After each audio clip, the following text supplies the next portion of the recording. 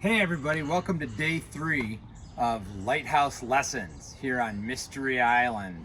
We want to start by doing a little bit of a review. I wanted to talk about, remember day 1? We had the big one. What was that for? That meant that God is number 1. God is the one and only true God. And then on day 2, we talked about the big O. Remember the O in our octopus and octopus inlet? The big O stood for 3 words. God is omniscient, which means he is all-knowing. God is omnipresent, which means he is everywhere. And God is omnipotent, which means God is all-powerful. He's the most powerful thing in the universe. He is all-powerful. So, now that we've done that, let's start the day by opening up our treasure chest and getting our medallion and seeing where we're going to go today.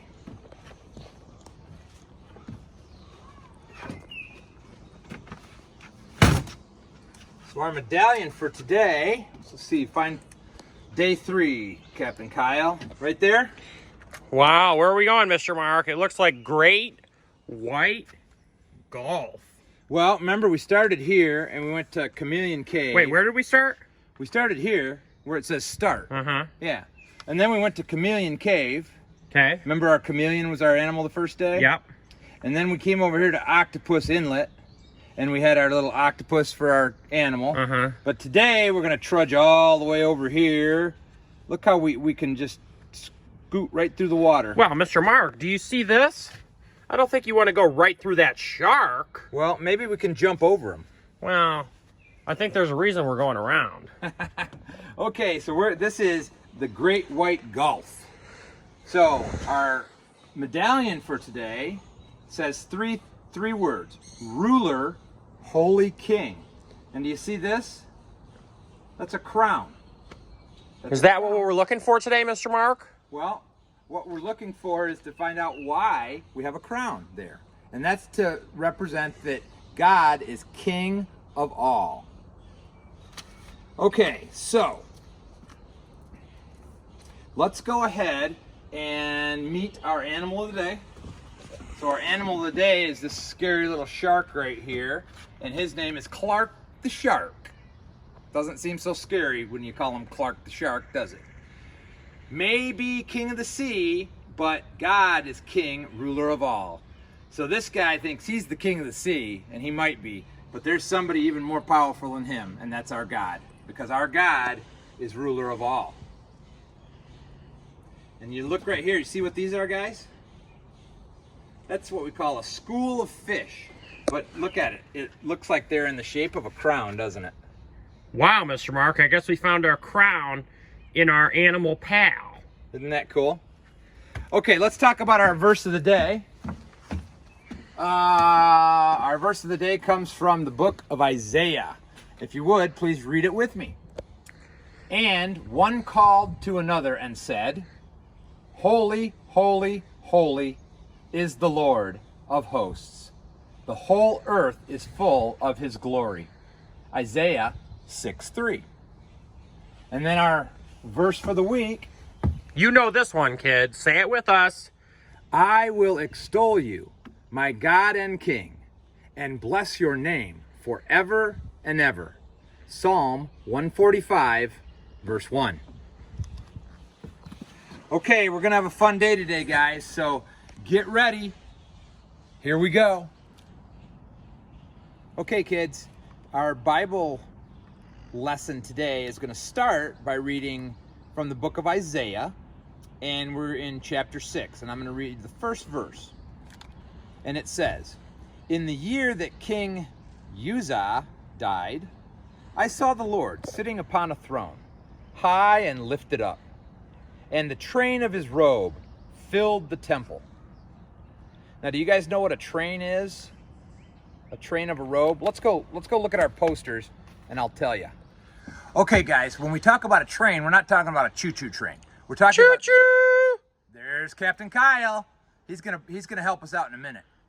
But when we're talking about a train, we're not talking about a choo-choo train. We're talking about the train of a robe. And so you can see here, there's some kings over time. And see how they've got these really fancy robes? Well, see how this one is longer than he is tall? This part that's on the floor, that's called the train. So you see this queen here, she's got this, and her robe is so big, it's all the way down here. And this king and this queen, that extra part of their robe is called the train. So let's hurry back and learn some more about why we're talking about God's train. Okay, so now that you learned about trains, not the choo-choo type, we want to do a little quick rhyme.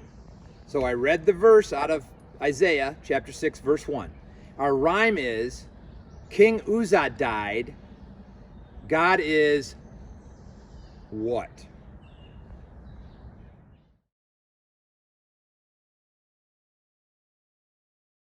Let's go back and reread the first part of Isaiah 6, verse 1. In the year that King Uzzah died, I saw the Lord sitting upon a throne, high and lifted up. So, do you guys remember what a throne is? I think we saw them a minute ago when we went and looked at the robes, but come on, let's go look at the thrones again.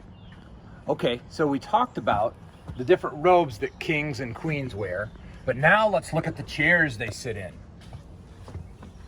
These are examples of different kinds of thrones that kings sit in. See how beautiful this king and queen's throne are, and this one? And this king's look like his is made of gold. They're all very beautiful, but who do you think has the grandest throne of them all? So, I think you know who I'm going to say has the grandest throne of them all. But let's start our second rhyme before we talk about that. Our second rhyme says, looked heavenward, throne of the...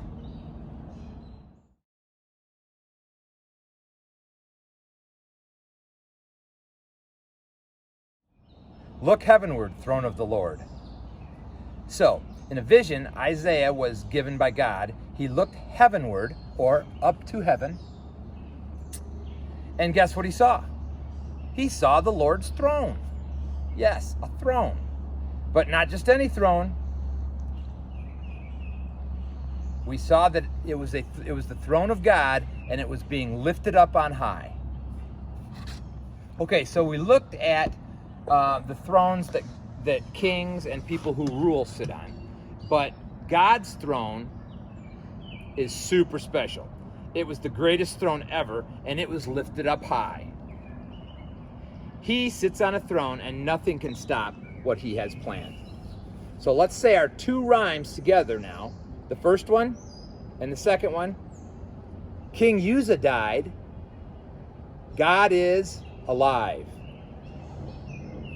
Looked heavenward, throne of the Lord.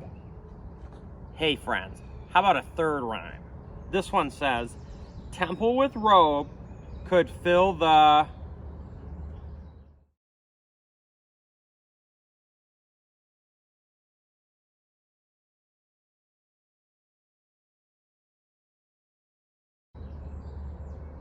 You're right, globe. The next thing Isaiah saw will blow you away. This is incredible because years ago, a king's robe showed how important he was. The longer the robe, the more important the king was. Remember earlier when we looked at the poster of the king's robes and their trains? Not choo-choo, but the long part at the end of their robes. Yeah, that was cool. Those are some big robes. Imagine if a king were here with a robe on and it filled an entire building. Not just the front part or down the stairs, but over the entire building. This shows that God is important in a different way than anyone else. He's a ruler in a category all his own. His robe could have filled the whole globe if he wanted it to. He is God, he is great, he is almighty, and he is the ruler of all. He can do whatever he wants. He doesn't answer to anyone. He is in charge. A big word that means God is in charge and is the ruler of everything is sovereign.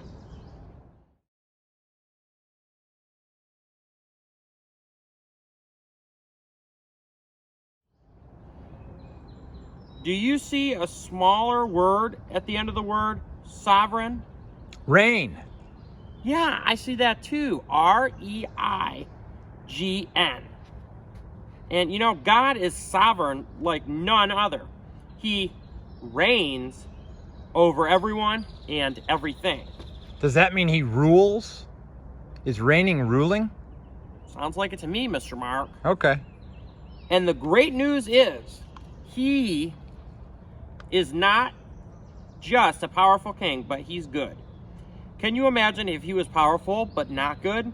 Wouldn't it be scary to have a powerful God who could do anything but who wasn't good? Yeah, it would. But God is good. He's perfect goodness. It also wouldn't be great to have a king who was good but not powerful. Thankfully, God is both the all-powerful ruler and the all-good ruler. Omnipotent Omniscient. and omnipresent. Exactly, Mr. Mark. Hey kids, Mr. Mark again. We're going to review our first 3 rhymes, and then we'll do another rhyme. King Uzzah died, God is alive. Looked heavenward, throne of the Lord. Temple with robe could fill the globe. Those are pretty fun. Now our 4th one, to figure it out, I'd really like to start out by reading one passage from Isaiah 6, and it'll be verse 2. Above him stood the Seraphim. Each had 6 wings. With 2, he covered his face. With 2, he covered his feet. And with 2, he flew. Wow. So that is a seraphim. What is a seraphim, you might be asking? Good question. A seraphim is a type of angel, and it's a type of angel that's only mentioned here. So our rhyme for this one is seraphim fly, cover their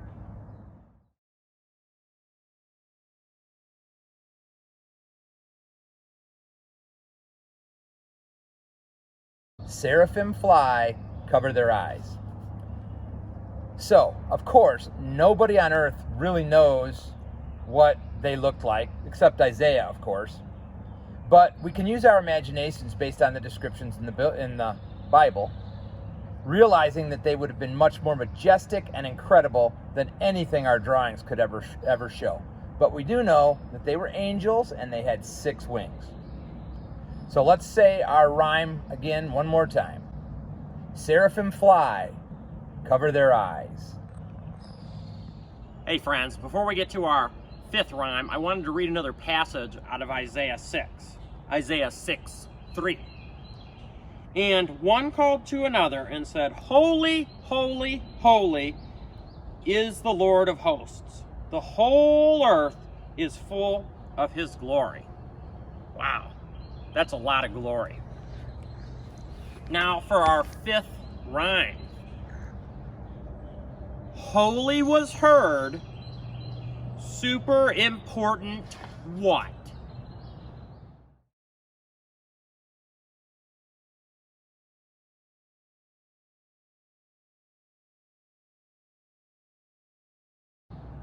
Super important. Bird? No. Holy was heard, super important word. Oh, that makes more sense. On to the next thing. So far, Isaiah has been seeing some amazing things. Now, he's going to hear something amazing. Let's read our rhyme and try to put in the missing word. Wait a minute. We just already did that. What do you think the word holy means? It means to be set apart. God is set apart. He's not like anyone else. He's in a category all by himself. He's pure and perfect. never doing or thinking anything wrong. God is everything good and nothing bad. Isn't that incredible, kids? There's not one bad thing in God. It's impossible for him to think even one bad thought ever. He's all things good and pure and perfect, and he's the source of every single good thing ever. Every good thing you've ever experienced, every mouthful of food, every good night's sleep in a warm bed, every person who loves you, is from God. Regarding God's holiness, this is the only time in the Bible an attribute of God is repeated 3 times in a row. This repetition lets us know it's important to realize God is holy, holy, holy. This repetition lets us know it's important to realize God is holy, holy, holy. This is repeated again in Revelation 4:8. Now, let's say our memory verse together. Let's go read our memory verse, kids. Here it is. Follow along with me. And one called to another and said, Holy, holy, holy is the Lord of hosts. The earth is full of his glory. The whole earth is full of his glory. You're right. The whole earth is full of his glory. Isaiah 6:3. Thanks, Captain Kyle. Okay, I'm going to do our last rhyme. But before I do that, I want to read Isaiah 6:3 and 4. And we'll just try to remember what that said from last time. Wait a minute. Isn't Isaiah 6:3 our memory verse, It Mr. is. Mark? Okay, kids. You remember the verse. Say it with Mr. Mark. And one called to another and said, Holy, holy, holy is the Lord of hosts. The whole earth is full of his glory. And the foundations of the threshold shook at the voice of him who called, and the house was filled with smoke. So, our last rhyme is, tell your story about God's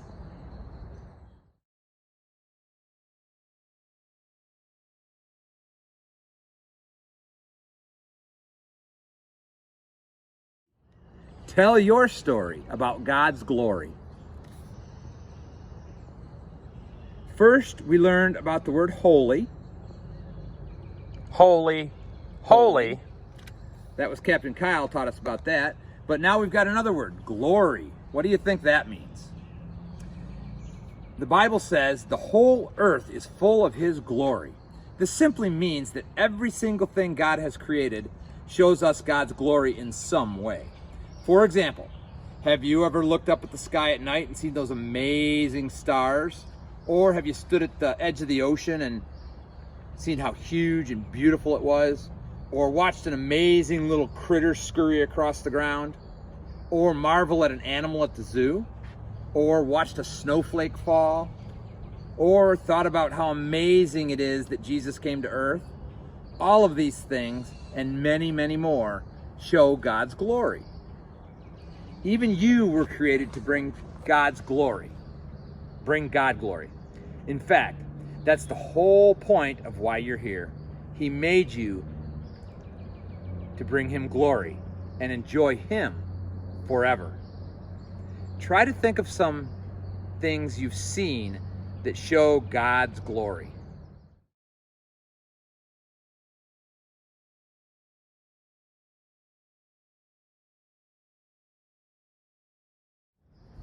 Before we're done, let's repeat our rhyme one more time. Tell your story about God's glory.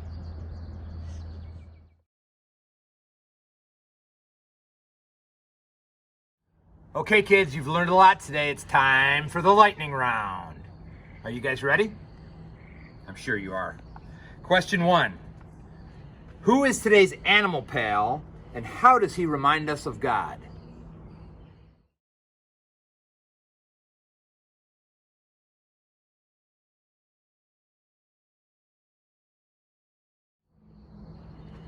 Question 2. What does the word holy mean?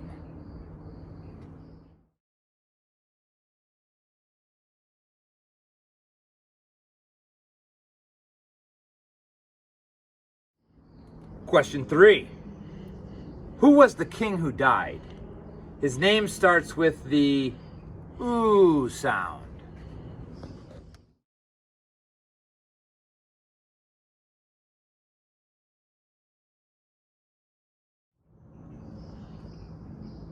Question 4. Who was the prophet who had a vision from God? His name starts with an I.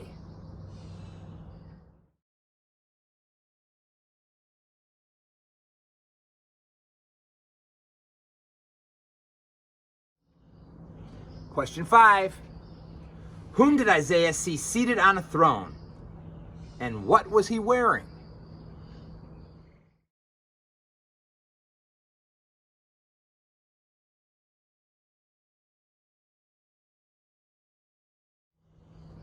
Question 6.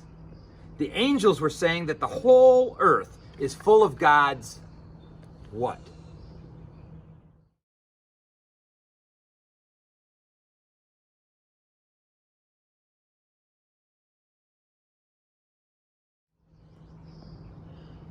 Question 7.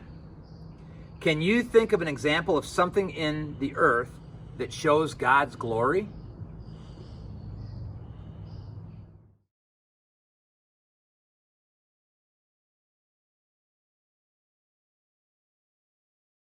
Okay, kids, I'm sure you did great on the lightning round. Now we're going to just do a quick little wrap up, and then we'll be all done for the day. First thing I want to do is look up here and review our rhymes.